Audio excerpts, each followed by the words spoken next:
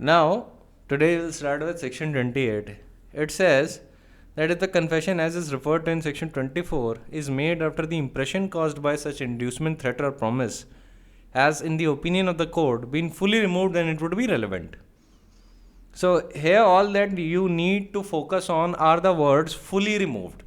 So the legislature is mandating the court that before it admits a confession which is hid by section 24, the court should be satisfied that the inducement, threat or promise as it is envisaged under section 24 has to be completely removed from the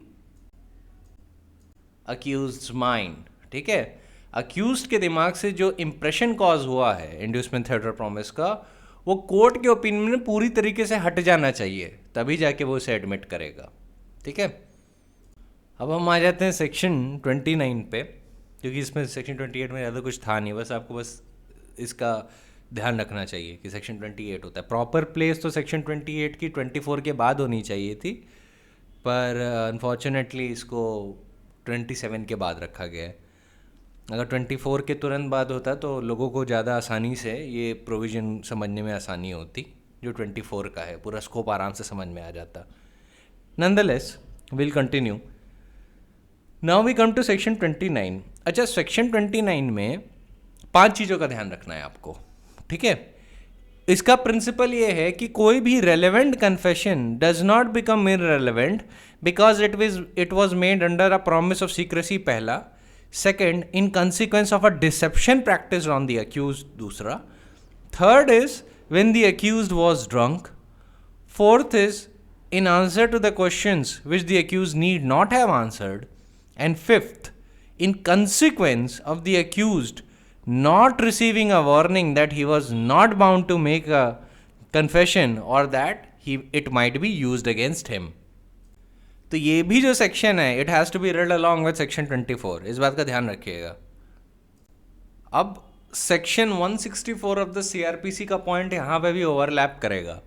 अब वहाँ पे कुछ formalities हैं for recording the confession. उसमें एक formality ये होती है कि जो मैजिस्ट्रेट होता है उसको ये रिकॉर्ड करना पड़ता है और उसे अक्यूज्ड को बताना होता है कि he is not bound to make the confession and if he makes the confession it would be used against him. ये फॉर्मेलिटी होती है.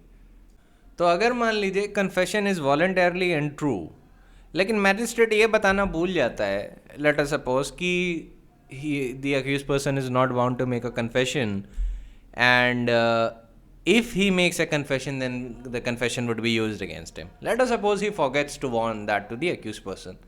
तो क्या ऐसे में confession vitiate हो जाएगी? The answer would be no. ऐसे में इतनी आसानी से confession vitiate नहीं होगी.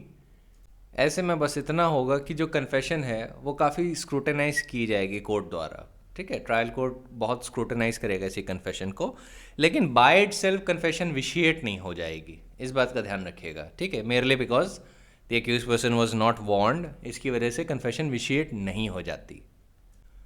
अब आप जरा सेक्शन 29 के ओपनिंग वर्ड्स पे गौर करिएगा. उसके ओपनिंग वर्ड्स क्या हैं? If such confession is otherwise relevant. इसका क्या मतलब है? ये वर्ड्स ये इंडिकेट करते हैं कि सेक्शन 29 को यूज करने से पहले it must appear that the confession in question is admissible under the preceding sections of this act. ठीक है, ये बहुत जरूरी है कि 29 को ऑपरेशन में आने से पहले ये इंश्योर कर लेना that there is no bar to the admissibility of such confession in question arising from any of the earlier sections, that is 24, 25, 26, 27 etc. इन सारे जो sections हैं ये कोई बार ना क्रिएट करें उसकी एडमिसिबिलिटी पे. तभी सेक्शन 29 एक क्या कहते हैं वार्निंग के साथ यूज होता है. वो कहता है कि if the confession is otherwise relevant. इसका मतलब है कि कन्फेशन भाई रेलेवेंट होनी चाहिए. ऐसा नहीं होना चाहिए कि सेक्शन 24 से हिट कर रही है, 25 से हिट कर रही है, 26 से हिट कर रही है या 27 में रेलेवेंट नहीं है और तब भी आप 29 के थ्रू लाने की कोशिश कर रहे हैं. Section 29 is not an omnibus clause जिसके अंदर आप इररेलेवेंट कन्फेशन को एडमिट कर लेंगे. ठीक है, ये सेक्शन अज्यूम करके चलता है कि जो इसके प्रीसीडिंग सेक्शंस हैं उनमें से किसी तरीके का बार नहीं अप्लाई कर रहा, और जब देख लिया जाता है कि कन्फेशन रेलेवेंट है तो फिर सेक्शन 29 बता रहा है कि फिर वो तब इरेलीवेंट नहीं हो जाती because it was made under a promise of secrecy, या अक्यूज्ड को धोखा दिया गया था, या it was made in the answer to questions when he was drunk, ठीक है, या in answers to question which the accused need not had answered, और he never previously received a warning that he was not bound to make a confession और the confession would be used against him. ठीक है, तो पहले आप operating words का भी ध्यान रखिएगा कि if such confession is otherwise relevant, ठीक है, इसका मतलब है प्रीसीडिंग सेक्शन से हिट नहीं करनी चाहिए। अब प्रॉमिस ऑफ सीक्रेसी आप समझ सकते हैं, मान लीजिए अक्यूज्ड का कोई दोस्त है, अब अक्यूज्ड उससे कहता है कि मैं तुम्हें एक बात बताऊं, तुम किसी से तो बताओगे तो नहीं, कहता है नहीं बताऊंगा, फिर अक्यूज्ड कहता है कि मैंने एक का मर्डर कर दिया है, फिर पूरी डिटेल बताता है। अब ये एक्स्ट्रा जुडिशियल कन्फेशन हुई। अब एक्स्ट्रा जुडिशियल कन्फेशन में मान लीजिए उसका दोस्त आके कोर्ट में ये सारी चीज़ें बता देता है कि इसने ऐसा ऐसा कन्फेस किया था मेरे सामने, तो ऐसी सिचुएशन में क्या अक्यूज्ड ये ग्राउंड उठा सकता है कि मैंने तो प्रॉमिस ऑफ सीक्रेसी तुमसे लिया था, तुमने उसका वायलेशन कैसे किया, तो अब तो ये कन्फेशन एडमिसिबल नहीं हो सकती? The answer would be no, ऐसा नहीं हो सकता। ठीक है, वो कन्फेशन एडमिसिबल होगी even though the promise of secrecy has been broken. Similarly deception practised on the accused का एक एग्जांपल दे देता हूँ। मान लीजिए अक्यूज्ड को क्या कहते हैं ट्रेस किया जा रहा है और अक्यूज्ड के बाद पता नहीं है, तो वो एक दिन जिस कमरे में होता है उस कमरे में मान लीजिए टेप रिकॉर्डर लगाए गए हैं और अक्यूज्ड की सारी बातें पता नहीं है, और अक्यूज्ड वहाँ पे बैठ के सॉलिलिक्वी में वो सारी ही बातें बोल रहा था जो कन्फेशन से रिलेट करती हैं और जो क्राइम जो उसने कमिट किया है उससे रिलेट करती हैं। ये सारी चीज़ें रिकॉर्ड हो जाती हैं। अब मान लीजिए टेप रिकॉर्डर के साथ कुछ लोग थे जो उसका पीछा कर रहे थे, मान लीजिए इंटेलिजेंस ऑफिसर्स थे, वो भी सुन रहे थे कि ये क्या बोल रहा है, क्या कहता है, और फिर मान लीजिए वो बात करते करते कन्फेशन कर देता है। तो अब यहाँ पे एक डिसेप्शन प्रैक्टिस हुआ है उसके ऊपर, है ना? तो ऐसे में अक्यूज ये नहीं कह सकता कि मेरे ऊपर डिसेप्शन प्रैक्टिस हुआ है hence the confession is inadmissible. That would not be the case. ठीक है, कन्फेशन का एसिड टेस्ट बड़ा सिंपल सा है, मैं आपको हमेशा बताता हूँ। पहला, whether it is voluntarily. Second, whether it's true. अगर वॉलंटरी गिवन है, if the accused has voluntarily given the confession, that is the first test. Second test is whether it's true. It is not enough that a confession has been voluntarily given. It should also be proved that it is true. और अगर confession voluntarily नहीं है तो truth पे नहीं जाएगा court, ये बात का भी ध्यान रखिएगा। ठीक है, पहला टेस्ट सेटिस्फाई होना चाहिए तब आप दूसरे टेस्ट पे जाते हैं, क्योंकि अगर वॉलंटरली नहीं है, एक्सट्रैक्टेड कन्फेशन है, तो the confession would be hit by article 20 clause 3, ठीक है, of the constitution of India. इस बात का ध्यान रखिएगा। अच्छा, recording a confession without warning would be a curable irregularity in the facts of the given case. वो फैक्ट्स के हिसाब से देखा जाएगा। So in that context, even though section 164 requires that a warning to be given and the magistrate has to write a memo at the end of the confession that he has warned the accused person that he's not bound to give the confession, and that if he gives the confession then it would be used against him. Let us suppose the magistrate has mechanically recorded a confession without writing, without complying in substance with that memo, but the confession that has been given by the accused person to the magistrate is voluntarily and true, and the accused knows the true situation. Accused know that the very confession would be used against him and what are the consequences of confessing in the court. Accused knows all this.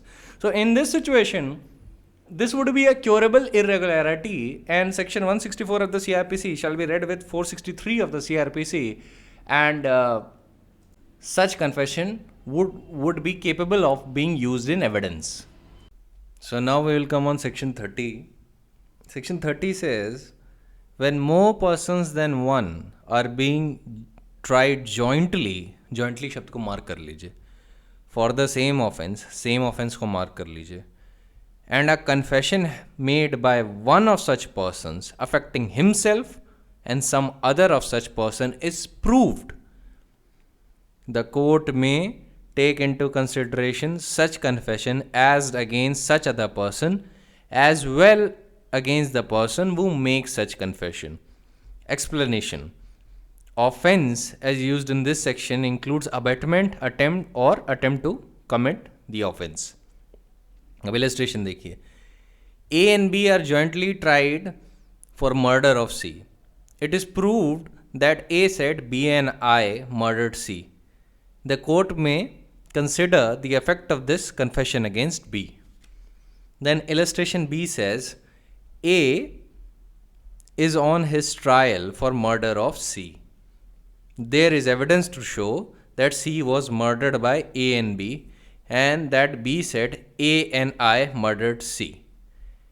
This statement may not be taken into consideration by the court against A, as B is not being tried jointly. ठीक है, तो देखिए joint trial बहुत essential है इसके लिए, इसीलिए शब्द आपको मार्क करवाए थे और ये आपको ध्यान में रखने की इंग्रेडिएंट्स हैं. अब मैं आपको इस पे सीधे लोकस क्लासिकस पे आ जाता हूँ. वो है Kashmira Singh versus state of MP. और भी डिस्कशन करूँगा, लेकिन पहले एग्जामिनेशन के पर्पस से आपको बता दूँ कि क्या प्रिंसिपल्स हैं जो आपको ध्यान में रखने हैं और आपको लिखना होगा. This case is very necessary that you need to quote. ये लोकस क्लासिकस है. तो in Kashmira Singh versus state of Madhya Pradesh which was decided on 4 March 1952, the Supreme Court had an occasion to deal with the evidentiary value of co-accused confession.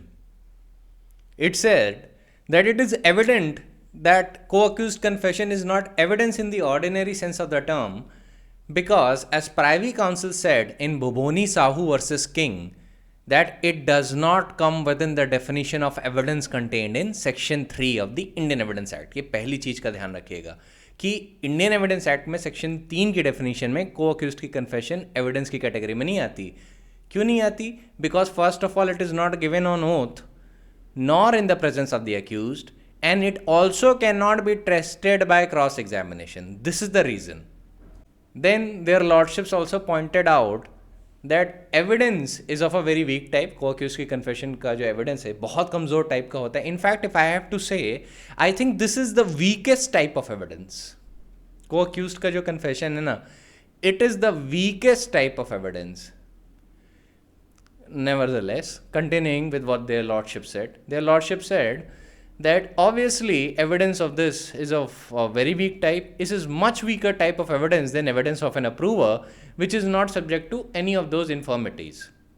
In addition to that, the lordships of the Supreme Court, while approving the judgment of Bhuboni Sahu versus King Emperor, stated that in addition, such confession cannot be made the tile foundation of a conviction and can only be used in support of other evidence. तो मतलब ये है कि कभी भी को accused की confession पे कन्विक्शन नहीं बेस हो सकता. The only scope it has is to support the other evidence. वो बाकी एविडेंस को सपोर्ट कर सकता है पर इस पे कन्विक्शन नहीं बेस्ड होगा. तो इस पे सुप्रीम कोर्ट ने फिर तरीका बताया कि आप इस को अक्यूज की कन्फेशन को कैसे डील करेंगे. और फिर मैं भी इसको आपको रैशनल भी बताऊंगा कि को अक्यूज की कन्फेशन को इतना रेगुलेट क्यों किया गया है. जब उसकी क्या कहते हैं उसको इतना वीक बता रहे हैं तो फिर what is the point of making it relevant. I will come to that later, पर पहले आप प्रिंसिपल जान लीजिए. See the proper way to approach a case of this kind is first, पहला, to marshal the evidence against the accused, excluding the confession altogether from the consideration, and see whether if it is believed a conviction could be safely based on it. ठीक है, तो पहला तरीका है. पहला तरीका है कि आप उस कन्फेशन को अक्यूज की कन्फेशन को पहले एक्सक्लूड करें और बाकी एविडेंस कलेक्ट करें और ये देखें कि क्या बाकी जो एविडेंस है उसके बेसिस पे अक्यूज का कन्विक्शन हो सकता है या नहीं. If it is capable of belief independently of the confession, then of course it is not necessary to call the confession in it. अगर बाकी एविडेंस से अक्यूज की गिल्ट प्रूव हो जाती है then you do not need to call co-accused confession into the aid. फिर court बताता है कि कब इसका यूज होगा. ये फर्स्ट क्राइटेरिया है. फर्स्ट, ये सारी लाइनें आपको मेंशन करनी है. The next criteria court tells you, but the cases may arise where a judge is not prepared to act on other evidence as it stands, even though if believed would be sufficient to sustain a conviction. In such a event, judge may call in aid the confession and use it to lend assurance to the other evidence and thus fortify himself in believing that without the aid of the confession he would not be prepared to accept. तो first mandate क्या है courts पे? First mandate ये है कि पहले तो you have to exclude the co accused confession all together and just marshal the evidence. ठीक है, आप एविडेंस कलेक्ट करिए, चेन ऑफ सर्कमस्टेंसेस देखिए क्या अक्यूज्ड की गिल्ट की तरफ पॉइंट कर रही है. अगर या डायरेक्ट विटनेस हैं ऑफेंस के तो देखिए कि direct witness are they worthy of any credit. अगर हैं और बाकी सर्कमस्टेंसेस या बाकी एविडेंस से अक्यूज्ड की गिल्ट प्रूव हो रही है तो आपको को अक्यूज कन्फेशन को यूज़ करने की ज़रूरत ही नहीं. पर कभी कभी ऐसे केसेस आ सकते हैं जहाँ पे जो स्केल ऑफ एविडेंस है इवन है. ठीक है, अब आपके दिमाग में डाउट है, scale of evidence is even. In that situation आपको अक्यूज्ड की कन्फेशन जो है यूज कर सकते हैं along with other evidence to lend support to that evidence. समझ रहे हैं कि एविडेंस जो आपके सामने आया है, ये जो सेकंड केस है जहां पे को अक्यूज्ड की कन्फेशन यूज होती है, एविडेंस आपके सामने ऐसा आया है कि आप सोच रहे हैं कि यार क्या कहते हैं, आपको ये तो लग रहा है कि कन्फेशन क्या कहते हैं is a weak type of evidence. और फिर जब आप बाकी के एविडेंस कंसिडर कर रहे हैं तो आपके दिमाग में ऐसा लग रहा है आपको कि I am not prepared to act on this evidence alone. ठीक है, आपको लग रहा है कि जितना भी एविडेंस सर्कमस्टेंशियल या डायरेक्ट या मेडिकल एविडेंस जो भी आया है अक्यूज्ड के खिलाफ, ये अपने आप में क्या कहते हैं सफिशिएंट तो है कन्विक्शन सस्टेन करने के लिए, लेकिन मुझे उस एविडेंस पे पूरी तरीके से यकीन नहीं हो रहा. बिकॉज यू आर अ जज. जज की क्या पोजीशन होती है, इफ द जज डजंट बिलीव इन एविडेंस तो आप जान लीजिए उसकी एविडेंशियरी वैल्यू ज़्यादा नहीं होगी. तो यहाँ पे जो जजेस बता रहे हैं सुप्रीम कोर्ट के कि यू एज अ जज how do you have to deal with it. तो आप बाकी का एविडेंस देख रहे हो प्रोसिक्यूशन का और आपको लग रहा है कि यार मुझे ना यकीन नहीं हो रहा पूरी तरीके से, मतलब 90% आई एम श्योर, बट 10% का भी मेरे दिमाग में लिंगरिंग डाउट है. और आपको कन्विक्शन करने के लिए क्या चाहिए, you have to just believe the evidence. और अगर आपने बिलीव कर लिया तो that would be sufficient to sustain the conviction of the accused person. पर आपके दिमाग में तो लिंगरिंग डाउट है. तो ऐसी सिचुएशन में जहां पे जो स्केल है, स्केल का रिप्रेजेंटेशन बहुत देते हैं जजेस के केस में, जहां पे स्केल है वो एकदम इवन है, ना इस साइड जा रही है ना उस साइड जा रही है, ना अक्यूज्ड के फेवर में जा रही है ना प्रोसिक्यूशन के फेवर में जा रही है. और आपके दिमाग में ये है कि अगर मैं प्रोसिक्यूशन का एविडेंस बिलीव कर लूं तो अक्यूज्ड कन्विक्ट हो जाएगा. तो in order to remove the lingering doubt and to support the evidence that has come, you can throw in the co-accused confession in order to lend an assurance to yourself. ठीक है, and to fortify in yourself for believing what without the aid of co-accused confession you would not believe. ठीक है, तो यही एक तरीका है को अक्यूज्ड कन्फेशन को यूज करने का, इससे ज्यादा आप यूज नहीं कर सकते. ठीक है, you can never make it a basis of conviction alone. आपको हमेशा बहुत कॉन्क्रीट एविडेंस कलेक्ट करना होता है and then come to a conclusion. Alright, फिर इस पे एक कॉन्स्टिट्यूशनल बेंच का जजमेंट है सेक्शन 30 पे. उन्होंने भी Kashmira Singh versus state of MP का ही रेशियो अप्रूव किया है. केस का नाम है Haricharan Kurmi and Jogia Hajam versus state of Bihar, decided on 3 February 1964.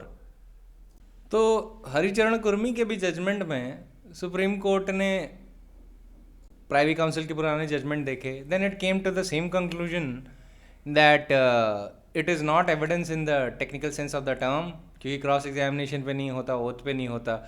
उसका यूज़ कैसे होगा, जैसा कि मैंने अभी बताया, सेम चीज़ वर्बैटिम रिप्रोड्यूस हुई है इस जजमेंट में भी. एक ऑपरेटिव पार्ट पढ़ देता हूँ सेक्शन 30 का इस जजमेंट के कंटेक्स्ट में. सुप्रीम कोर्ट कहता है section 30 provides that a court may take into confession and use it for consideration. So no doubt it makes his evidence on which the court may act, but the section does not say that the confession is to amount to proof. Supreme Court says clearly there must be other evidence The confession is only one element in the consideration of all the facts proved in a case. It can be put into the scale and weighed with other evidence. It would be noticed that as a result of the provision contained in section 30, the confession has no doubt to be regarded as amounting to evidence in general way, because whatever is considered by court is evidence. Circumstances which are considered by the court as well as the probabilities do amount to evidence in that generic sense. Thus, though the confession may be regarded as evidence in generic sense because of the provision of section 30, the fact remains that it is not an evidence as defined by section 3 of the Indian Evidence Act. As a result, therefore, is that in dealing with a case against the accused person, the court cannot start with the confession of a co-accused person. आप start उससे नहीं कर सकते. It must begin with other evidence adduced by the prosecution, and after it has formed its opinion with regard to the quality and the effect of such evidence, then it is permissible to turn the confession in order to receive assurance to the conclusion of the guilt which the judicial mind is about to reach on the said other evidence. Now, Supreme Court turned to the judgment of Kashmira Singh versus State of Madhya Pradesh and the Privy Council judgment of Bhuboni Sahu versus King Emperor and gave full credence to these judgments and approved them. फिर क्योंकि constitutional bench judgement है तो of course काफ़ी detailed में होते हैं ये वाले जजमेंट्स, तो सुप्रीम कोर्ट थोड़ा आगे बढ़ता है और कहता है कि it may be useful to refer to the position of the evidence given by an accomplice under section 133 of the act. ये अभी आप सुनिएगा ये सुनने के लिए कि 133 अपने आप में एक अलग टॉपिक है, क्योंकि अभी आपका एक लिंगरिंग डाउट मैं क्लियर करना चाहता हूँ कि को अक्यूज की कन्फेशन को अकम्प्लिस से कमज़ोर क्यों मानी जाती है, क्योंकि अकम्प्लिस भी तो को अक्यूज क्या कहते हैं पार्टिसिपेंट इन क्राइम होता है, को अक्यूज नहीं होता, वो पार्टिसिपेंट इन क्राइम होता है. So the accomplice may or may not be the co-accused, but co-accused is always the person who is being jointly tried with the accused person. So in this context, Supreme Court mentions that section 133 provides that an accomplice shall be a competent witness against the accused person, and a conviction is not illegal merely because it proceeds upon an uncorroborated testimony of an accomplice. Illustration B to section 114 of the Indian Evidence Act brings out the legal position that an accomplice is unworthy of credit unless he is corroborated in material particulars. Reading these two provisions together, it follows that though an accomplice is a competent witness, prudence requires that his evidence should not be acted upon unless it is materially corroborated. And that is the effect of the judicial decisions dealing with this point. The point of significance is that when the court deals with the evidence of an accomplice, the court may treat the said evidence as substantive evidence and inquire whether it is materially corroborated or not. The testimony of an accomplice is an evidence under section 3 of the Act and has to be dealt with as such. It is no doubt the evidence of a tainted character and as such is very weak, but nevertheless it is evidence and may be acted upon, subject to the requirement which has now become virtually a part of law that it should be corroborated in material particulars. अब मैं अपनी तरफ से add कर देता हूँ ये जो corroboration in material particulars है, it can be either direct or circumstantial. Then continuing what the Supreme Court said, the statements contained in the confession of the co-accused stand on a different footing. In such cases where the confessions are relied upon by the prosecution against an accused person, the court cannot begin with the examination of the such statements. The stage to consider the said confessional statements arrive only after the other evidence is considered and found to be satisfactory. ये बहुत important line है, इसका ध्यान रखिएगा. The difference in the approach which the court has to adopt in dealing with these two types of evidence is thus clear, well understood and well established. तो आपको exam में ये दोनों जजमेंट कोट करने बहुत ज़रूरी हैं. कश्मीरा सिंह पहला, ये लोकस क्लासिकस है. Haricharan Kurmi versus state of Bihar दूसरा. ठीक है, ये दो जजमेंट अगर आपने बता दिए को अक्यूज कन्फेशन पे और उससे पहले आपने बेयर एक्ट के इंग्रेडिएंट्स लिख दिए. देखिए बेयर एक्ट के इंग्रेडिएंट्स प्राइमरी चीज़ है, वो लिख दिए, your answer would B complete. ठीक है, कोई भी आपको मैक्सिमम नंबर स्कोर करने पे उस क्वेश्चन पे रोक नहीं पाएगा. ठीक है, और ये दोनों जजमेंट बहुत इंपॉर्टेंट हैं because they form the pivotal point, the central base of the law as to co accused confession. ठीक है, अब Bhuvani Sahu versus king emperor जब आप कश्मीरा सिंह बता रहे हो तभी आप चाहे तो मेंशन कर सकते हैं, वरना कोई ज़रूरत नहीं है अलग से। अब मैंने आपका जो एग्जामिनेशन पॉइंट ऑफ व्यू था वो डील कर लिया, मैं आपको रैशनल बताता हूँ कि ये जब इतना वीक टाइप ऑफ एविडेंस है तो ये है भी क्यों, है ना। आपके दिमाग में लिंगरिंग थॉट आ रहा होगा कि यार वीक है, यूज़ नहीं हो सकता, पहले you have to marshal other evidence, तो why didn't the legislature made it irrelevant from the get go, क्यों नहीं कर दिया। उसका रैशनल मैं अभी बताता हूँ। देखिए, जनरली ये होता है कि अगर को अक्यूज्ड कोर्ट में जाके कन्फेस करेगा अपने को लेके और अपने को अक्यूज्ड को लेके, ठीक है, तो ऐसी सिचुएशन में क्या हो जाएगा कि it has the tendency to make an impression on the जजेस माइंड।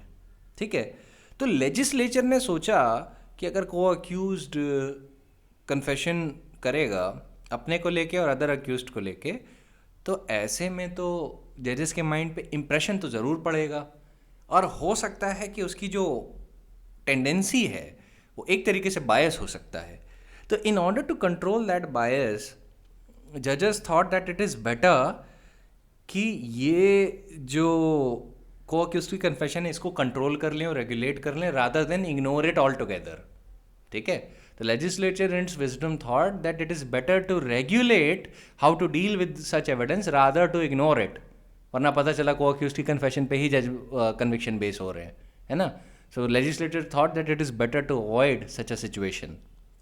याद रखिएगा, को अक्यूज्ड की जो कन्फेशन है it is not a substantial evidence, ठीक है, which can form the basis of conviction of the co accused. याद रखिएगा, it is not a substantial evidence.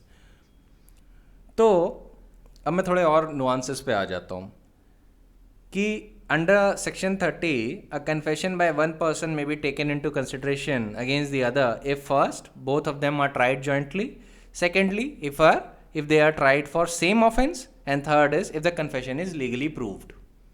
ये तीन मोस्ट एसेंशियल इंग्रेडिएंट है सेक्शन 30 के। अब ये थोड़े एडवांस पॉइंट्स मैं आपको बता रहा हूँ, ये बस आपकी नॉलेज के लिए हैं, आपके एग्जाम में लिखने की इनको कोई ज़रूरत नहीं, इसको लेके कोई कोर्ट पूछेगा नहीं। हाँ, दिल्ली जुडिशियल सर्विस और DHJS में ऐसे कंसेप्ट्स आ सकते हैं, तो उनके लिए थोड़ा अवेयर रहिएगा। तो पहली चीज़ ये जान लीजिए कि जो जॉइंट ट्रायल है वो लीगल होना चाहिए।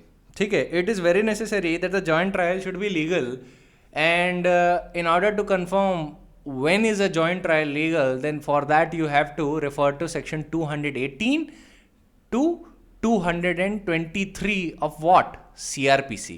ठीक है, you have to refer to those provisions in order to see when the joint trial is legal or not। तो अगर joint trial legal नहीं है तो ऐसी सिचुएशन में court will not attach any value of any sort to such a confession. वैसे ही अगर मान लीजिए लीगल जॉइंट ट्रायल हो रहा है, ठीक है, a legal joint trial is going on, और एक को अक्यूज जो है ही pleads guilty before the court, वो प्लीड गिल्टी कर लेता है, और ऐसी सिचुएशन में कोर्ट उसको कन्विक्ट कर देता है और जेल भेज देता है। ठीक है, तो क्या ये जॉइंट ट्रायल कहलाया जा सकता है? नहीं। अब जब एक को अक्यूज कन्विक्ट हो चुका है तो ऐसी सिचुएशन में वहाँ पे जब वो कोई कन्फेशन करेगा तो that would not be relevant against the other person, because joint trial तब नहीं होगा when an accuse person pleads guilty. तो प्लीड गिल्टी पे ट्रायल नहीं होता। ठीक है, इफ द जजेस subsequent to the plea of guilt actually convicts the accused person, तो अगर को accuse pleads guilty and is convicted, then in that situation अगर मान लीजिए उसने पहले को अक्यूज्ड को लेके कन्फेशन की है, then that can not be used, क्योंकि अब जॉइंट ट्रायल नहीं हो रहा। Always remember, joint trial is very essential. और एक और बात मैं आपको थोड़ा CRPC का बताता चलूँ कि प्ली ऑफ गिल्टी और कन्फेशन अलग अलग चीज़ें होती हैं, they are not the same thing. ठीक है, शॉर्ट में बता दूं कि कन्फेशन तो मैं इतना सारा बता ही चुका हूँ Pakala Narayana Swami versus king emperor को लेके। प्ली ऑफ गिल्ट क्या होती है? It is akin to a statement that I do not intend to make any defence. ठीक है, plea of guilt is akin to a statement that I do not intend to enter into my defence.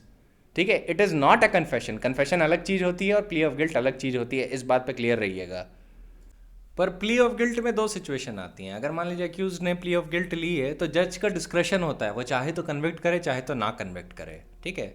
Mandatorily law impose नहीं करता कि जज को convict ही करना है। जज चाहे तो not standing the plea of guilt can start trial. अब ऐसी सिचुएशन में क्या होगा? अगर ऐसी सिचुएशन में प्ली ऑफ गिल्ट के बावजूद सेशंस जज और एनी जज for that matter does not convict the co accused, then in that situation the Madras High Court has opined that such confession can be used, co-accused confession in that situation can be used, क्योंकि joint trial अभी चल रहा है, ठीक है। अगर मान लीजिए कन्विक्ट कर देता अक्यूज पर्सन को, had he convicted the accused person, तो तब ट्रायल किस बात का होगा? तब ट्रायल तो हो नहीं रहा ना। The accused person has been convicted on the basis of his plea of guilt. So in that situation where the accused person is convicted on the basis of his plea of guilt, there is no joint trial. But notwithstanding that the plea of guilt has been taken, if the judge in its discretion decides not to convict, rather the judge decides to hold a trial, then in that situation the co-accused confession can be used. ध्यान रखिएगा, in advance points हैं, you do not need to quote it in exams, ठीक है। अब citation इस पे ले लीजिए। So the citation is queen empress versus Chinna Pavuchi. Citation is 1899, volume number 23, Madras, page number 151, ठीक है। Similarly Calcutta high court is also of the opinion that if a co-accused pleads guilty and the court has accepted the plea and directed his removal from the dock and the trial proceeds against the remaining accused alone, then a confession by the former would not be admissible against the latter. इस पे कौन सा point है? इसमें emperor versus Karamat Sirdar. The citation is year 1911, volume number 38, Calcutta, page number 446। अब same offence का क्या मतलब है? सेम ऑफेंस का मतलब है कि दोनों अक्यूज्ड एक ही ऑफेंस के लिए ट्राई होने चाहिए और चार्जेस उन पे लगे हैं वो कॉमन लगे हैं, ठीक है, ये याद रखिएगा। Same offence would mean an offense coming under the same definition of law, same legal definition of law, ठीक है। Similarly, if two persons accused of an offense under the same definition of law which has arose out of a single transaction and they are prosecuted for the same, then that would also be covered within the expression same offense. तो ऐसे ध्यान रखिएगा, मान लीजिए एक अक्यूज़ड पे theft का charge लगा है और रॉबरी का चार्ज लगा है और दूसरे अक्यूज़ड पे मर्डर का चार्ज लगा है, तो ऐसी सिचुएशन में थेफ्ट के चार्ज वाला अगर कोई कन्फेशन कर रहा है तो और को अक्यूज़ड को इनकल्पेट कर रहा है साथ में, तो ऐसी सिचुएशन में यूज़ नहीं किया जा सकता, ठीक है। It is very necessary that all of the co accused should be tried for the same offence, और and it is specially so when if the co accused is confessing against the accused person.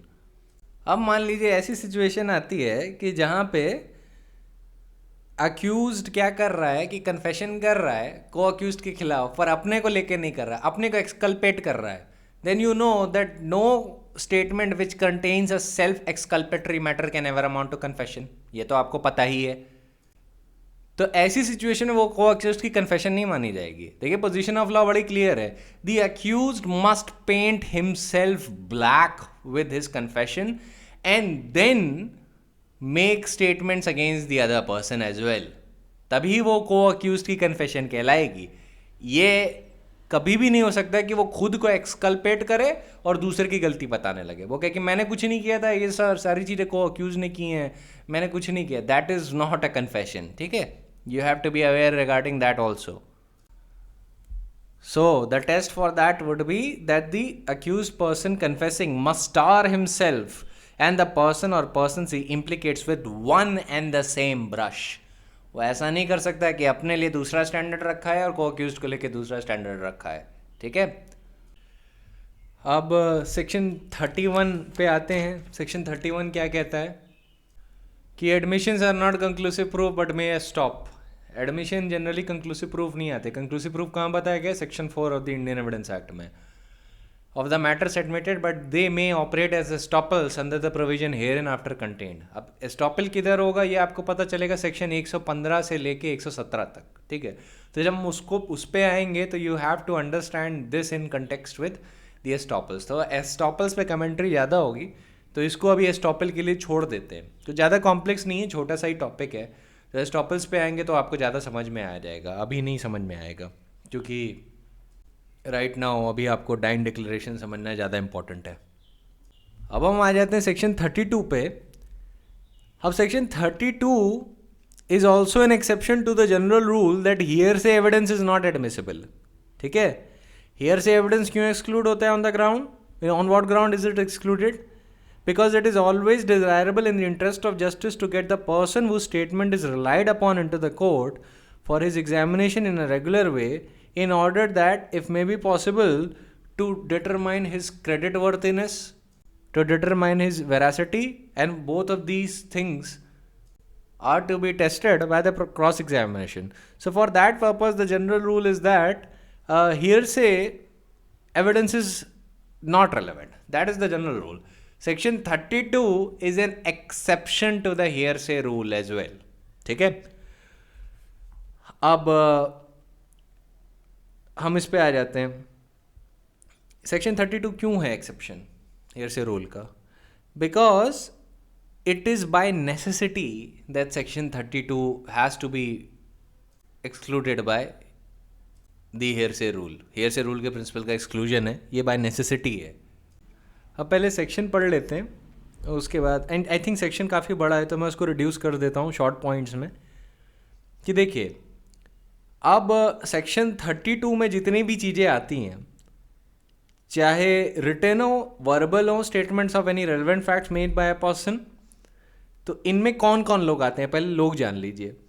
A person who is dead, if the person before dying has made such a statement, either written or verbal, or who cannot be found, or who has become incapable of giving evidence, मान लीजिए paralyse हो गया है, coma में है, or whose attendance cannot be procured without unreasonable delay or expense, are relevant under the following circumstances. First, when it relates to the cause of death. Secondly, when it is made in the course of business, such as entry in books or acknowledgement or receipt of any property or a date of such document.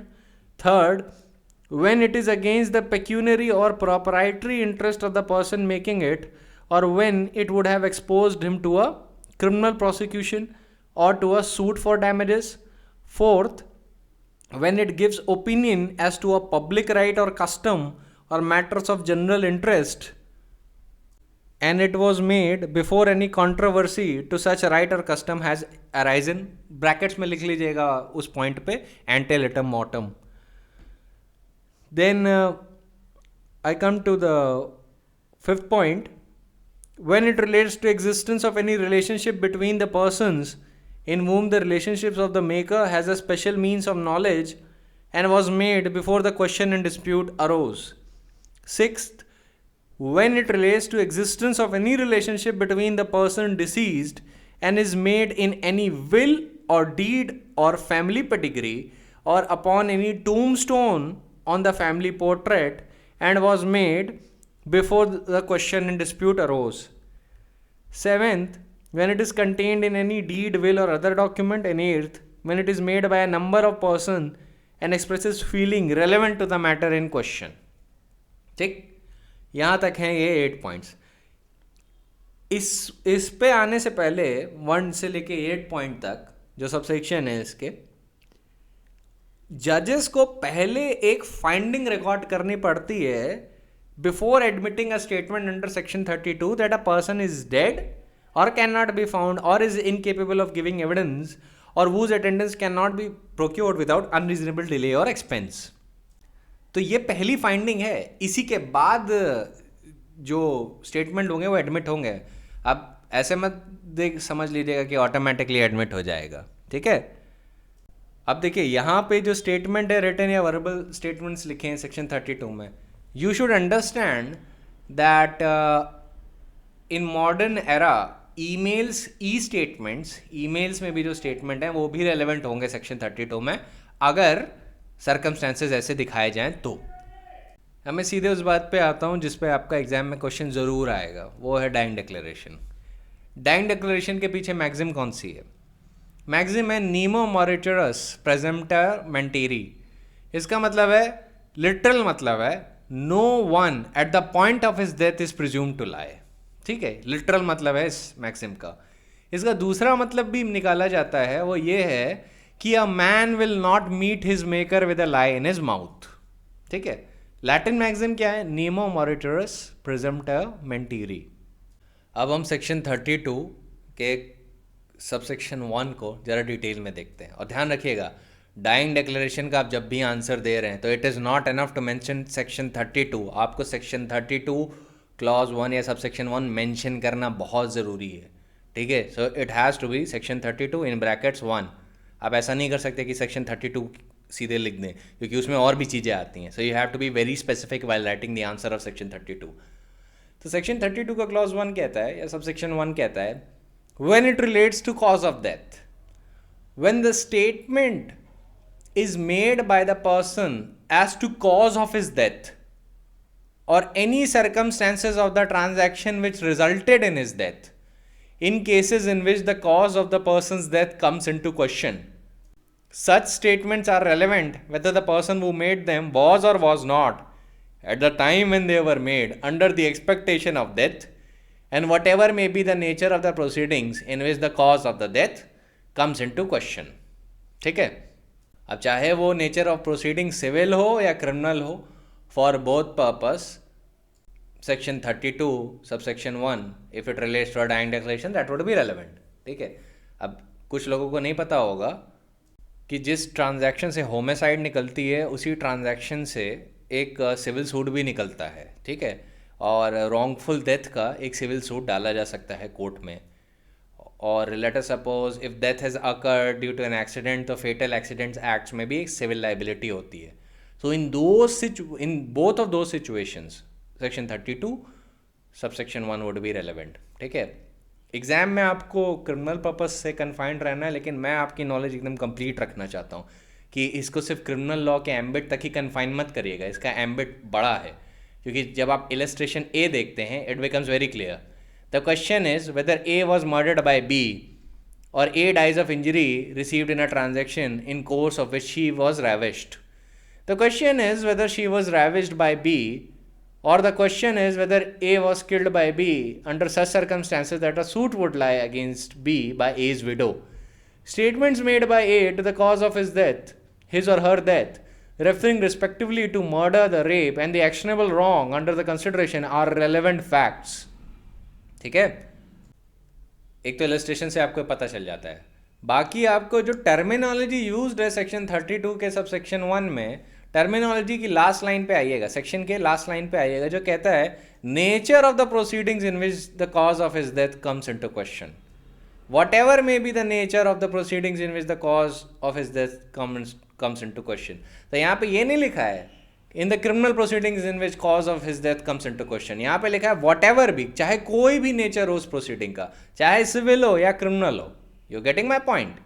So this is why you can't just confine section 32 subsection 1 to just criminal law. Its ambit is much larger and it overlaps into civil domain as well। ठीक है, जहाँ पे मान लीजिए आप wrongful action के लिए या wrongful homicidal death के लिए या fatal accidents act के अंदर आप रेमेडी परस्यू करना चाहते हैं। अब जरा सेक्शन के स्कोप की बात कर लेता हूँ मैं डाइंग डिक्लेरेशन के। इसका स्कोप सबसे पहली बार और बहुत अच्छे से एलैबोरेट हुआ था पाकला Narayan Swami versus king emperor. इस पे सबसे अच्छे से इसका स्कोप एलैबोरेट हुआ था व्हेन द क्वेश्चन वाज कि ये जो लाइन है circumstances of the transaction which resulted in his death, इसका स्कोप क्या है? क्योंकि यहीं पे थोड़ी एम्बिग्युइटी है कि कितनी हद तक सर्कमस्टेंस इसके एम्बिट में आ सकते हैं। So what their lordship said? Their lordships elaborated that the statement may be made before the cause of death has arisen or before the deceased has any reason to anticipate that he will be killed.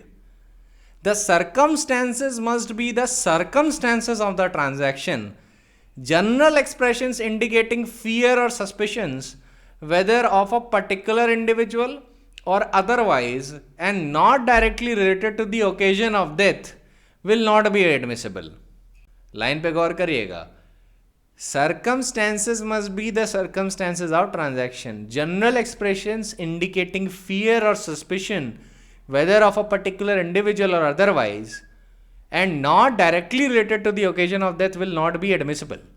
But statements made by the deceased that he was proceeding to the spot where he was in fact killed, or as to his reasons for so proceeding, or that he was going to meet a particular person, or that he has been invited by such person to meet him, would each of them be circumstances of the transaction?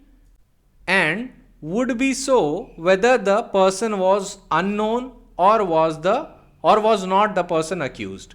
Such statement might indeed be exculpatory of the person accused. Then the lordships further elaborate and say, circumstances of the transaction is a phrase, no doubt, which conveys some limitation. It is not as broad as analogous in use in circumstantial evidence. कि मतलब circumstantial evidence की तरह broad नहीं है. It has some limitations, because circumstantial evidence includes all the evidence of the relevant facts. And then their lordship says, on the other hand, circumstances of the transaction is narrower than res geste. ये line बहुत important है. Whenever you are describing about the scope of the circumstances of the transaction which resulted in his death, इस line को जब भी आप elaborate कर रहे हैं तो आपको ये ज़रूर बताने की ज़रूरत है कि it is not as broad as circumstantial evidence, and on the other hand it is narrower than res geste. And after understanding all of these points, the lordship gave a principle and said that circumstances must have a proximate relation to the actual occurrence. Though, as for instance, in a case of prolonged poisoning, they may be related to dates at considerable distance from the dates of the actual fatal dose. तो जजेस generally ये कह रहे हैं कि जो act है जिससे डेथ हुई या जिन सर्कमस्टेंसेस में डेथ हुई उसका और स्टेटमेंट का एक प्रॉक्सिमेट कनेक्शन होना चाहिए, एक प्रॉक्सिमेट रिलेशन होना चाहिए एक्चुअल ऑकरेंस से. अगर वो प्रॉक्सिमेट रिलेशन है तो सर्कमस्टेंसेस ऑफ ट्रांजैक्शन के एक्सप्रेशन के अंदर आ जाता है, और अगर प्रॉक्सिमेट रिलेशन नहीं है तो वो नहीं आएगा. ठीक है. और साथ में ये भी नेसेसरी नहीं है, it is not at all necessary that there should be a known transaction other than that the death of declarant has ultimately been caused. The condition for the admissibility of the evidence is that the cause of declarance must come into question. ये ज़रूरी नहीं है कि accused को पता होना the डेक्लेरेंट को पता होना चाहिए कि उसकी डेथ कब होने वाली है. It is not at all necessary. All that is essential for the applicability of section 32 subsection 1 is that the statement must have a proximate relation to the actual occurrence. ठीक है. तो क्या क्या स्टेटमेंट आएंगे? Statements made by the deceased that he was proceeding to the spot where he was in fact killed, ये आ जाएगा. और his reasons for so proceeding to that spot, ये भी आएगा.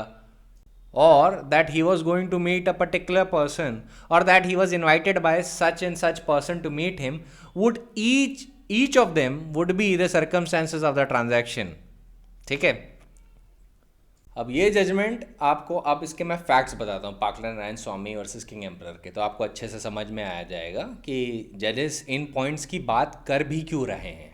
ठीक है. क्योंकि देखिए, पाकला नारायण स्वामी आपने दो कॉन्टेक्स्ट में समझा होगा. पहला कॉन्टेक्स्ट वो था जहाँ पे मुझे आपको बताना था कन्फेशन की रेलेवेंसी. दूसरे पॉइंट पे जिस पे पाकला नारायण स्वामी अथॉरिटी है वो है डाइंग डिक्लेरेशन के स्कोप पे. ठीक है. Now let me tell you the facts. अब इसमें जो डिसीज था, इनकी बॉडी एक लोहे के ट्रंक में मिली जिसके साथ, उसमें इनके 7 टुकड़े थे डिसीज पर्सन के. ठीक है. They were 7, he was hacked into 7 pieces. देखिए, the deceased person was a man in his 40s and he worked as a peon in the service of Diwan of Pitharpur, and one of whose daughters was the wife of the accused person. तो जिसके यहाँ पे peon थे, उनकी daughter जो थी वो wife थी अक्यूज पर्सन की. अब प्रोसिक्यूशन ने थोड़ा एविडेंस ये देने की कोशिश की कि when the girl was of 13 years of age, she had had an intrigue with the deceased, कि मतलब वो डिसीज्ड में इंटरेस्टेड थी. And 4 letters were produced by the deceased widow in this case, purporting to be signed by the girl, bearing date of 1980 in order to support this suggestion. जज ने however उस पर इतना कुछ रिलायंस नहीं दिया और उसको उतना कोई तवज्जो नहीं दी, टू बी वेरी ऑनेस्ट. लेकिन the fact which remained was that the deceased person was in possession of those 4 letters which were signed by the wife of the accused person. ठीक है. अब जो अक्यूज पर्सन की जो wife थी, she and the accused person married at around 1919 and they were living in Berhampur. जो deceased की जो प्लेस ऑफ लिविंग थी उससे अराउंड 250 माइल्स दूर थी. ये सारी चीज़ें रेलेवेंट होंगी आगे चल के. तो हुआ क्या कि जो वाइफ ऑफ द अक्यूज थी वो कुछ नीड में थी पैसे को लेके, एंड वाइफ ने, अक्यूज की वाइफ ने borrowed about 3,000 rupees at the interest of 18% per annum. About 50 letters and notes proving these transactions were signed by the accused wife and were found in the deceased man's house at Pithapur after his death. सुनिए, किस year की बात हो रही है ये? 1939. Amount क्या है? 3,000 रुपीज़. 3,000 रुपये एक प्योन से बोरो किए जा रहे हैं. ठीक है. ये आज का क्या कहते हैं, आई थिंक 70-80 लाख से कम नहीं होगा, करोड़ में भी अमाउंट जा सकता है. 1939 में 3,000 रुपये बहुत बड़ी बात होती थी. अब मार्च 20, 1937 को the deceased man receives a letter, and the letter क्या कह रहा था? लेटर कह रहा था कि आप आइए और अपना डेब्ट कलेक्ट कर लीजिए. ठीक है. अब दिस लेटर वॉज अनसाइंड. तो जो डिसीज्ड की वाइफ थी, डिसीज्ड की मतलब ये मरे आदमी की वाइफ की बात कर रहा हूँ, जो विडो थी, उसने बोला कि उसके हस्बैंड ने उसको लेटर दिखाया और बोलता है कि मैं बहरामपुर जा रहा हूँ अक्यूज्ड की वाइफ से मिलने और मैं अपनी डेब्ट कलेक्ट करने जा रहा हूँ. और वो उसने लेटर दिखाया अपनी होने वाली विडो को. फिर हुआ क्या, ये वापस नहीं आए. डेब्ट कलेक्ट करने गए थे, कभी वापस ही नहीं आ पाए.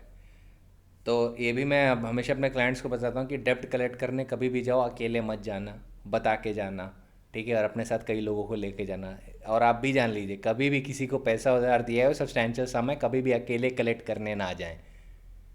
अब हुआ क्या, जब ये गायब हो गए, वापस नहीं आए, तो अराउंड उसके 4 मंथ बाद इनकी बॉडी मिलती है ट्रंक में और उसके 7 टुकड़े थे. अक्यूज पर्सन अरेस्ट हुए और लेटर वेटर प्रोड्यूस हुआ.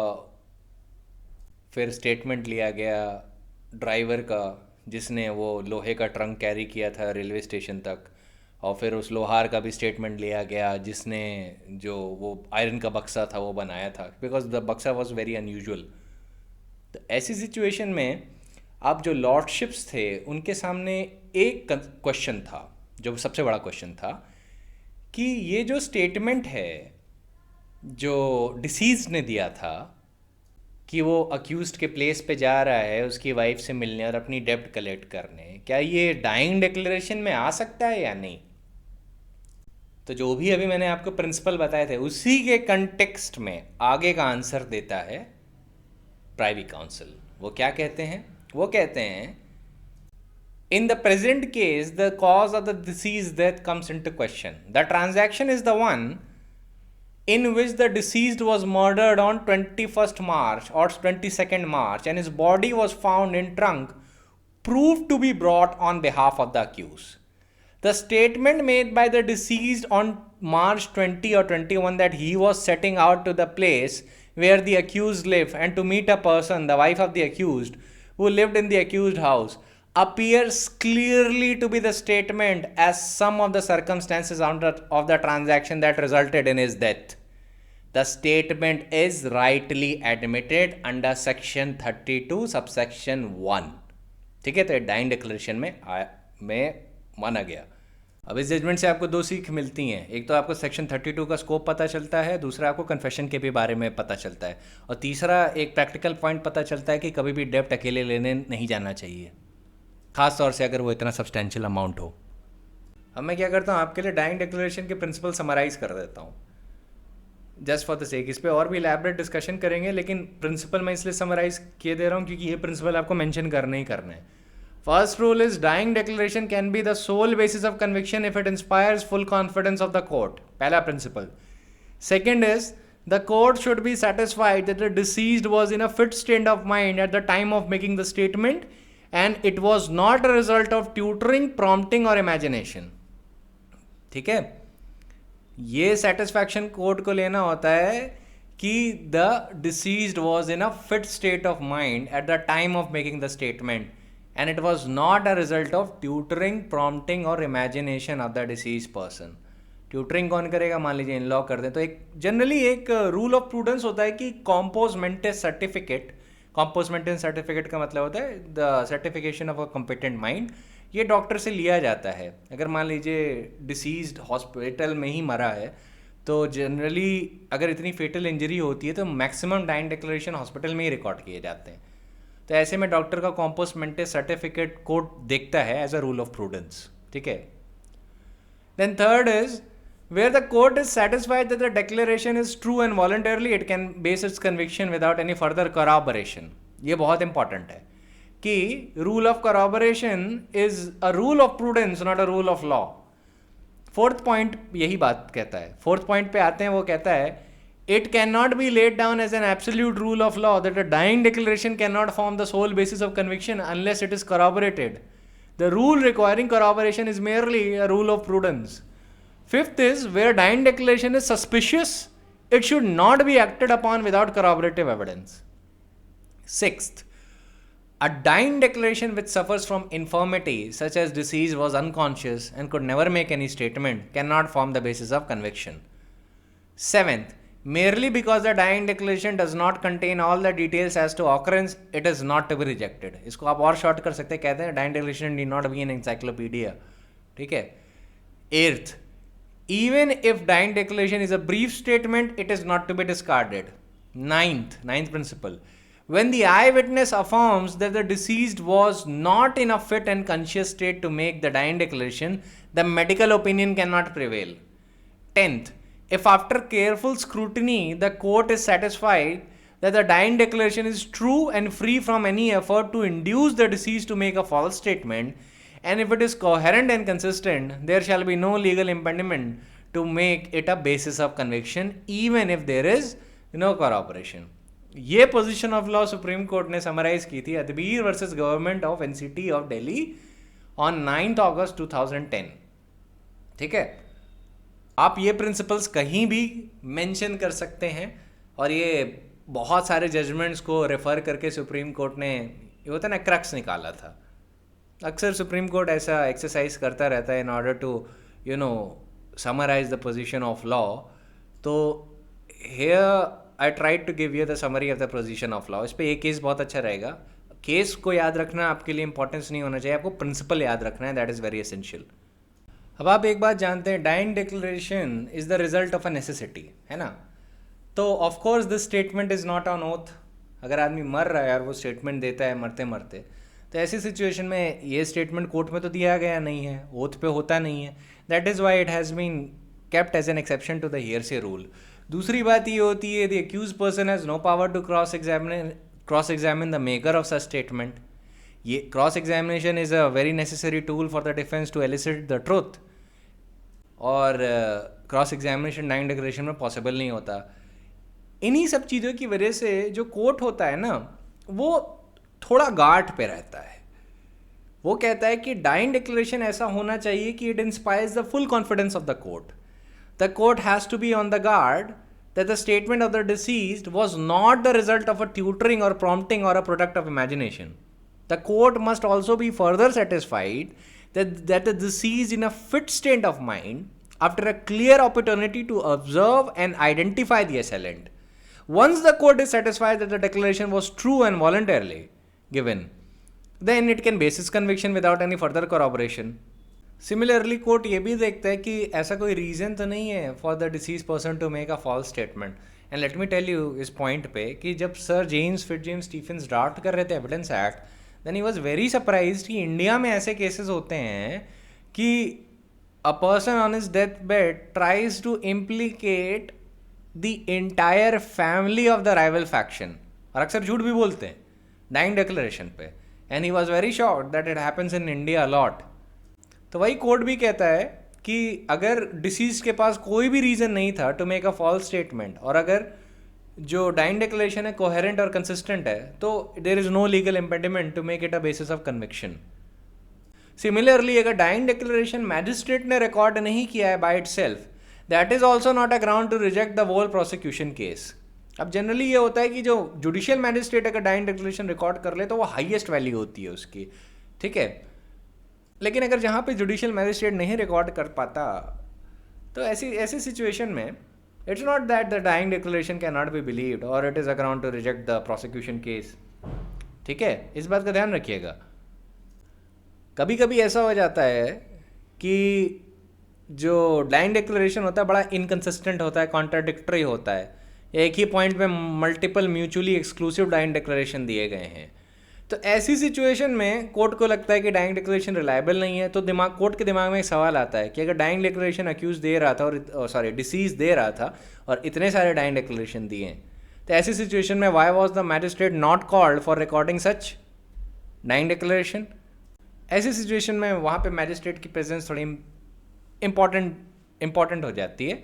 और अगर प्रोसिक्यूशन ढंग से प्रूव नहीं कर पाता कि इतना इनकन्सिस्टेंट डाइंग डिक्लेरेशन अलग अलग पर्सन्स को दिया गया, but why wasn't the magistrate called to record such confession, तो ऐसी सिचुएशन में एडमिशन ऑफ सच एविडेंस पे तो कोई बात नहीं है, उसकी क्रेडिबिलिटी पे, प्रोबेटिव फोर्स पे थोड़ी इफेक्ट पड़ता है. ठीक है, the probative force of the evidence will be affected.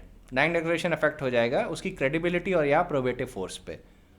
अब कभी कभी ये होता है कि इंजर्ड पर्सन ने अगर एफआईआर लिखवाई है और बाद में वो मर जाता है, तो वो भी डाइंग डिक्लेरेशन बन सकता है. ठीक है, even the statement in an FIR can turn into a dying declaration if the maker of the FIR is the injured victim and dies subsequently to the injury or succumbs to the injury. अब कभी कभी ये statement ये position आ जाती है कि एक से ज़्यादा डाइंग डिक्लेरेशन है डिसीज पर्सन के, तो court generally first in point of time को प्रेफर करता है. और अगर प्लुरैलिटी ऑफ द डाइंग डिक्लेरेशन होती है तो कोर्ट एक चीज़ देखने की कोशिश करता है कि जो जितने भी मल्टीपल डाइंग डिक्लेरेशंस दिए गए हैं, क्या उनके बीच एक चेन ऑफ म्यूचुअलिटी है, एक चेन ऑफ कंसिस्टेंसी है या नहीं. अगर उसे कंसिस्टेंसी मिल गई then it believes on the dying declaration. अगर नहीं मिली और वो multiple dying declarations are all contradicting each other, तो ऐसी सिचुएशन में डाइंग डिक्लेरेशन की वैल्यू बड़ी अफेक्ट हो जाती है. Evidentiary value is severely weaken in this situation. Similarly अगर प्रोसिक्यूशन एक सिचुएशन बोलने की कोशिश कर रहा है या एक ऑफेंस प्रूव करने की कोशिश कर रहा है, या प्रोसिक्यूशन का केस ही टोटली डिफरेंट है फ्रॉम द डाइंग डिक्लेरेशन, तो dying declaration can not be used to prove the prosecution case. ठीक है, अब एक पॉइंट और आता है जिसमें आप सोच सकते हैं कि इसमें क्या होगा कि डाइंग डिक्लेरेशन किस तरीके से रिकॉर्ड करना चाहिए. ओरल डाइंग डिक्लेरेशन दिया गया है तो क्या वो नैरेटिव के फॉर्म में रिकॉर्ड करना चाहिए या क्वेश्चन एंड आंसर के फॉर्म में रिकॉर्ड करना चाहिए. देखिए, लेजिस्लेचर ने कोई फॉर्म प्रिस्क्राइब नहीं किया है डाइंग डिक्लेरेशन का, तो चाहे वो नैरेटिव में भी हो सकता है या वो क्वेश्चन एंड आंसर के भी फॉर्म में हो सकता है. ठीक है, ये सारे पॉइंट्स मैं इसलिए बता रहा हूँ क्योंकि कई बार अगर कोई पूछ लेता है ये सारी चीज़ें तो द पर्सन बिकम्स डम्बफाउंडेड कि अरे इसमें क्या होगा. ध्यान रखिएगा, नैरेटिव फॉर्म में है जिसमें डिसीज्ड पर्सन ने खुद ही बताया है कि सारे इवेंट्स कैसे हुए, from the event 1 to the last event, from the alpha event to the omega event. अगर वो पूरा बता रहा है डिटेल में तो वो नैरेटिव फॉर्म में हो गया, कहानी के तौर पे बता रहा है. वही अगर क्वेश्चन एंड आंसर फॉर्म में रिकॉर्डेड है कि अच्छा तुम उस स्पॉट पे क्या कर रहे थे, उसका डिसीज्ड पर्सन ने एक आंसर दिया था, फिर दूसरी बात पूछी जाती है कि अच्छा तुम्हें किसने मारा, फिर वो उसको लेके डिसीज पर्सन ने आंसर दिया था, एक्सेट्रा. ये जो सारी चीज़ें ये क्वेश्चन एंड आंसर फॉर्म में है, तो फॉर्म वैल्यू नहीं करता है उतना. ठीक है, हालांकि जनरली ये प्रेफर्ड होता है कि डिसीज पर्सन अपनी स्टोरी खुद ही बता दे मरने से पहले, ठीक है, लेकिन अगर क्वेश्चन एंड आंसर फॉर्म में भी लिया गया है then that is not problematic, ठीक है। क्या dying declaration police officer record कर सकता है?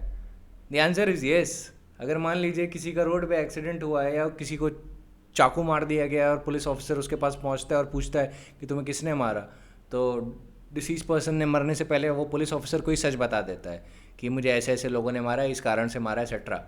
तो ऐसी सिचुएशन में police officer is a competent witness to depose about the dying declaration that was given by the deceased person, ठीक है।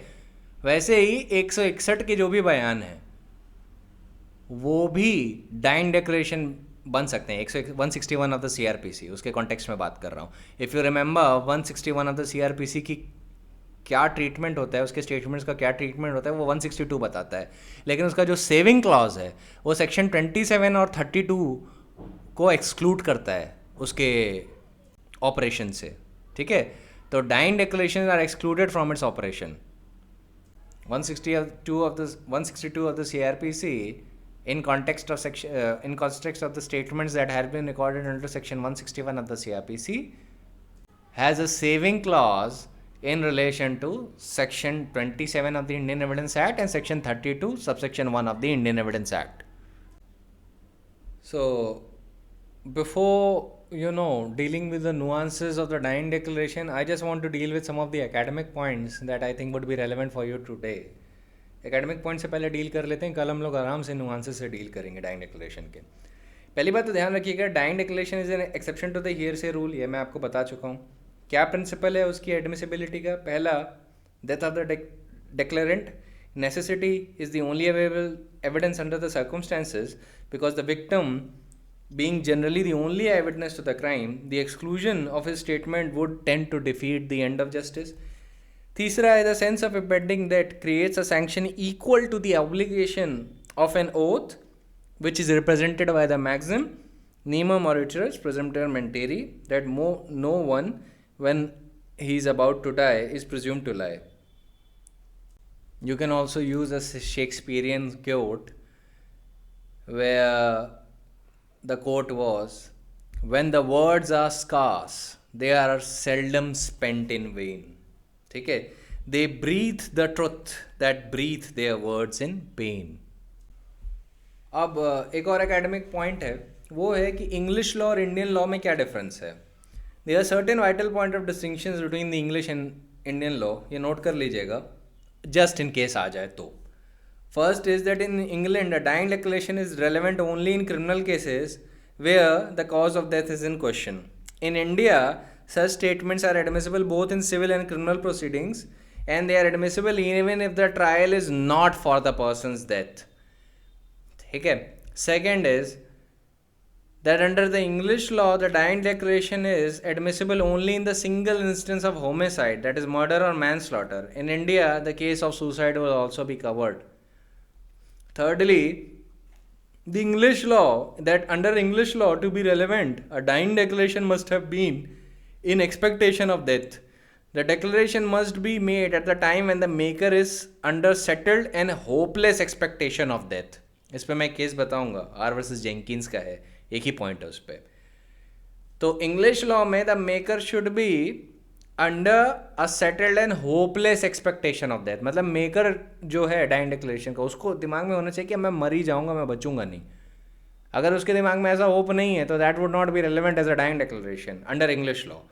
But under Indian law you know that is not the position, because if a declarant has in fact died and the statement explains the circumstances surrounding his death, the statement would be relevant even if no cause of death has arisen at the time of making the statement.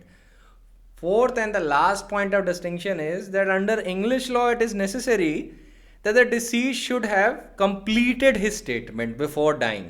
उसका statement complete होना चाहिए. In India, if the deceased has narrated the full story but fails to answer the last formal question as to what more he wanted to say, the declaration can still be relied upon. ठीक है. अब English law में मान लीजिए the situation is if the declarant says that I was attacked by the accused because, और because के बाद वो कुछ बोलना चाहता था और मर गया वहीं पे, ठीक है। तो ऐसी सिचुएशन में इंग्लिश लॉ में ये स्टेटमेंट रेलेवेंट नहीं होगा, क्योंकि मान लीजिए अगर उसका लास्ट पार्ट ये होता because he caught me flagrante delicto with his wife, तो ऐसी सिचुएशन में charge of murder would be reduce to manslaughter, है ना। ये इंग्लिश लॉ में है सिचुएशन। इंडियन लॉ में ऐसा नहीं है, इंडियन लॉ में ऐसा बिल्कुल भी नहीं है। There is absolutely no requirement of such nice legalities when we are concerned with Indian law of dying declaration. तो हम कह सकते हैं कि India's law on dying declaration is much more practical as compare to its British counterpart. एक point याद रखिएगा, आज मैं छोटे छोटे पॉइंट्स ही डील कर रहा हूँ, कल मैं थोड़े इस पे केस लॉस पे एलैबोरेट करूँगा। कि अरे लिख लीजिएगा शॉर्ट में, जो डाइन डिक्लेरेशन है it could be made to any person, इसका कोई पर्टिकुलर फॉर्म नहीं है रिकॉर्ड करने का। It can be oral, it can be written, or it can be even by electronic means, ठीक है। क्योंकि मॉडर्न लाइफ में जी रहे हैं तो आप इलेक्ट्रॉनिक मीन्स भी ऐड कर देते हैं, थ्रू ईमेल भी सेंड किया जा सकता है, तो ये थोड़ा एडिशनल पॉइंट हो जाएगा। Then another point is that the person making a dying declaration should have died, वो सर्वाइव ना करे, ठीक है। अगर वो सर्वाइव कर जाता है then that would not be termed as a dying declaration. The person who made the statement should die in the end. Then it is very important that the statement must relate to cause of his death or the circumstances of the transaction which resulted in his death. इस पे एक बहुत important case है रतन गोंद versus state of Bihar, कल मैं बताऊंगा, पर अभी एक एग्जांपल ले लीजिए कि अगर मान लीजिए डाइंग जो पर्सन जो मर रहा है वो अपनी डेथ के ट्रांजैक्शन नहीं बता रहा है, वो ये बता रहा है कि दूसरे की डेथ कैसे हुई, ठीक है, तो वो डाइंग डिक्लेरेशन में नहीं आएगा। द डाइंग डिक्लेरेशन का जो जितना भी ट्रांजैक्शन है it must relate to the cause of his death or circumstances of the transaction which resulted in his death.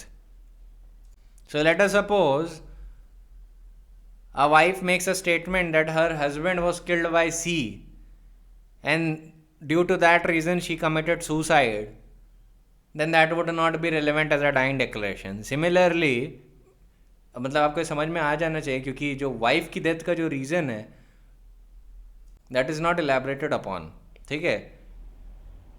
ऐसी सिचुएशन में क्या है कि जो हस्बैंड है उसको जी ने मारा, ये तो समझ में आ रहा है, लेकिन the wife is not explaining why she died, so that would not be termed as a dying declaration. हमेशा डाइंग डिक्लेरेशन के लिए बहुत एसेंशियल है that the cause of death mention होना चाहिए या circumstances of transaction which resulted in his death.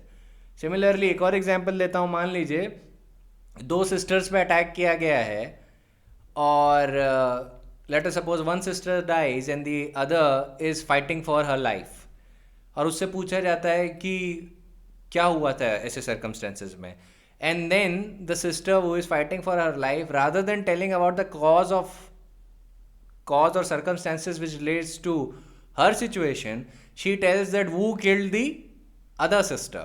वो ये बताने लगती है कि उस पर दूसरी वाली पे किसने अटैक किया, rather than telling who attacked her, ठीक है, rather than telling about the circumstances which results in her death, or rather than telling about the facts or cause as to her death. इसको बताने की जगह वो अपनी sister के context में चीज़ें बताने लगती है, then that would not be termed as a dying declaration. इस बात का ध्यान रखिएगा। इनफैक्ट मैं रतन गोंद वर्सेस स्टेट ऑफ बिहार में आपको अभी बता देता हूँ। Now what happened in Ratan Gond versus State of Bihar was that the accused was charged with the murder of a girl, Baisakhi. On the information given by Agani, who was the younger sister of the deceased, a headless body of the deceased was recovered. The appellant after that was absconded but was found in another village and was brought back by a village volunteer force. On the interrogation by the village Mukhya, Sarpanch and the Panch of the Gram Panchayat, the appellant made an extrajudicial confession. And after that, a blood-stained cutting weapon was recovered from the room of the appellant at his instance, and some strands of hair were recovered from the place at a short distance from where the dead body had been recovered. Now, the appellant was convicted and sentenced to death, and the High Court upheld the conviction and sentence. दोनों court ने इस ground पर rely किया था that the statements made by Aghani, who was the younger sister, to her mother and the other persons, that the deceased was last seen in the company of the appellant, and Aghani, however, died before her statement could be recorded in a judicial proceeding.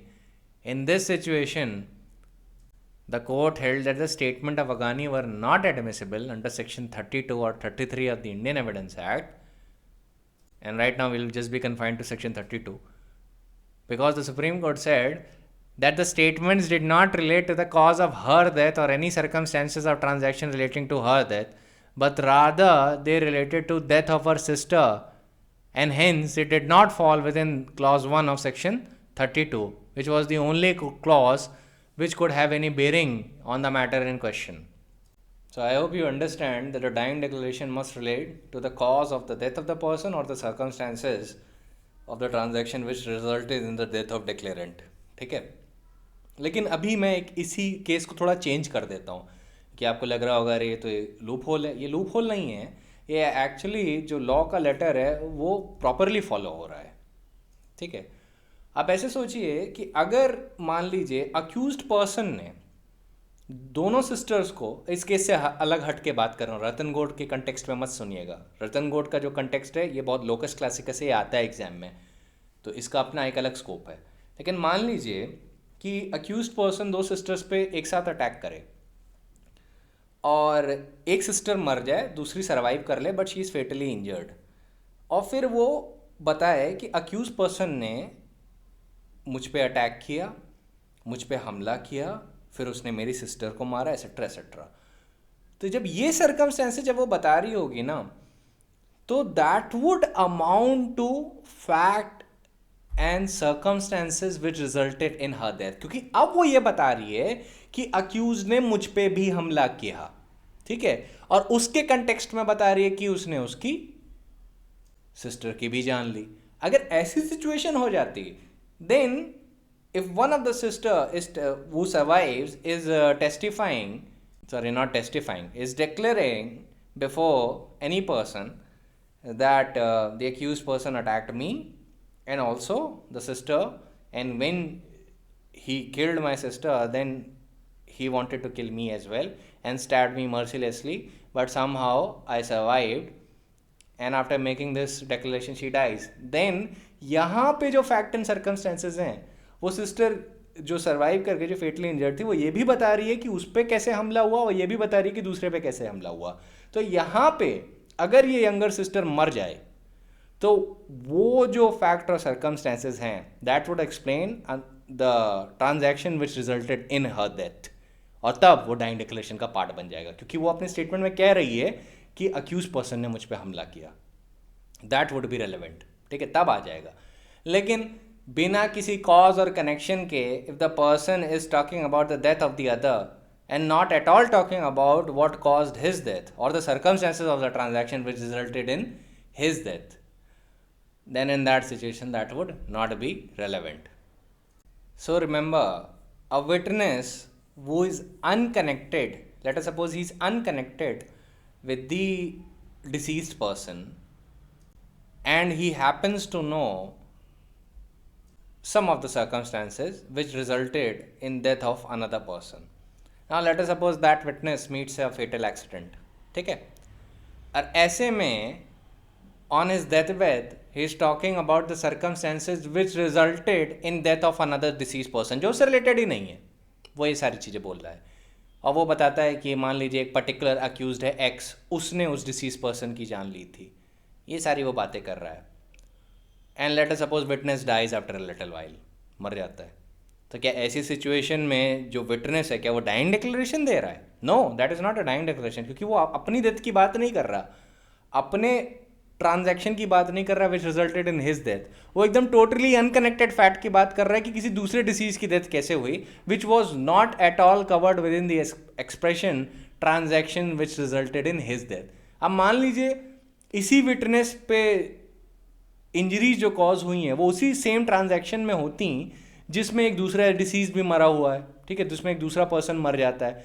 तो ऐसी situation में, इन that situation, अगर वो transaction explain करता है कि मुझ पे कैसे हमला हुआ और फिर साथ ही साथ ये बताता है कि दूसरे पे कैसे हमला हुआ, तो दूसरे वाले पर्सन की डेथ कैसे हुई अगर हम उसको जाने भी दें तो हमें ये पता चल जाता है कि when he is explaining that a particular person attacked both of us and one of us succumbed to his injuries and I am just still fighting for my life, then in that situation that would explain the circumstances which resulted in death of this particular witness, and that would be relevant as a dying declaration.